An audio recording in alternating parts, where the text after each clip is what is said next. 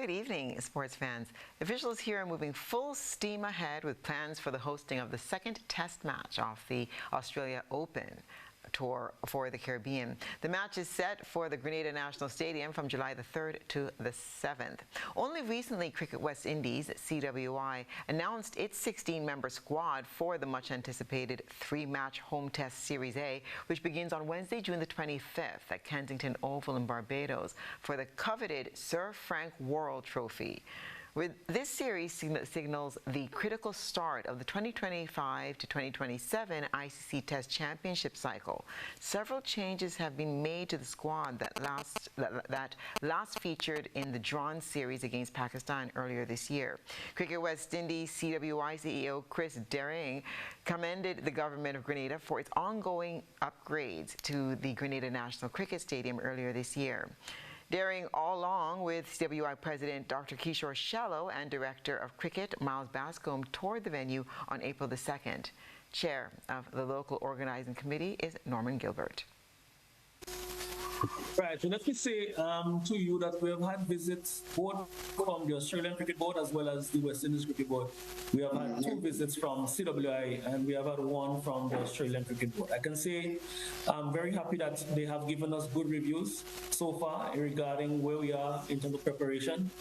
Primarily, the inspection would have focused on pitch and field as well as the players and match officials area to ensure that there's a level of comfort for players in terms of the dressing room, the requirements, the standard requirements for the dressing room, which would include things like having a cold shower, having the cupboards and hanging facilities that can accommodate the players, and to ensure that the match officials also have a comfortable space, the technical stuff required, the live feed from the television, etc., for match operation, which includes ensuring that there is access to the review system from the third umpires to the on-field umpires, that scorers have access to the technology that is required for ensuring a smooth transition and scoring of the game.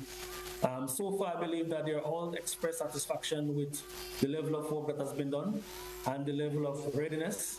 Of course, there are some minor polishing to be done in the players and match officials area, but generally we are very satisfied, and the reports have been very positive in that regard, including the practice nets, which is also going to be a requirement for both teams. The field has and will continue to be the envy of the region.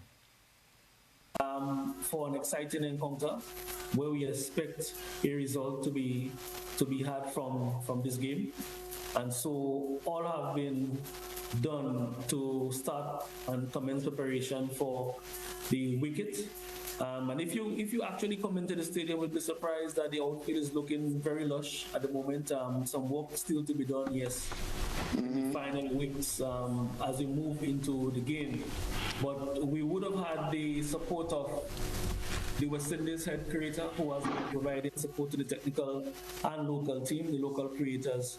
Mr. Crafton has been giving his support and his advice and has provided guidance in terms of the work plan to ensure that the outfield is in top-notch condition for 5 days of cricket, and that we are very confident that we are going to be able to produce a very lush green outfield and a pitch that would actually produce a result within the 5 days. Of course, we don't want to. Grenada competed a 3-2 win against St. Kitts and Nevis last evening in their final round of the CONCACAF qualifiers for the FIFA World Cup 2026. The match was played at Warner Park Football Stadium in Basseterre, St. Kitts and Nevis. This is how the game rolled out. Tyrese Simpson placed the home side in the lead in the 34th minute with a left-footed strike from the outside edge of the box. Then Regan Charles Cook equalized for the visitors in the 49th minute with a shot from the left side of the box. Jermaine Francis placed Grenada in the lead with a header in the 76th to connect on a corner kick service from Charles Cook. Darius Johnson extended the lead for the Spice Boys in the 90th minute to all but seal the victory. Romain Sawyer cut the deficit for St. Kitts and Nevis in the 90th +4 as Grenada took the 3 points and awaited the result of the other match in the green. That result never came. Trinidad and Tobago fell 2-1 to Costa Rica at the Estadio Nacional, but held on to second place in Group B. Jalen Mitchell opened the scoring for Los Ticos with a 23rd minute header, and Warren Madrigal doubled the advantage in the 38th. Levar Garcia's composed finish in the 58th offered hope for the Soca Warriors, and while they couldn't secure a point, their 7-point haul and better goal difference than Grenada was enough to see them through. The day marked the end of the second round with group winners and runners-up. Honduras, Bermuda, Costa Rica, and Trinidad and Tobago now move on to the final round of CONCACAF qualifying. And that's what's been happening in sports.